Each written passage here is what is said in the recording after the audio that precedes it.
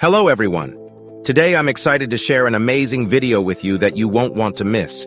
Have you ever found yourself stuck with a phone that's locked to a carrier you don't want to use?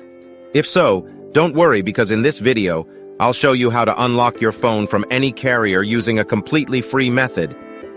The first step is to insert an unsupported SIM card into your phone. This simply means using a SIM card from a carrier that is different from your original one. Once you power up your phone, you'll receive a message asking for an unlock code.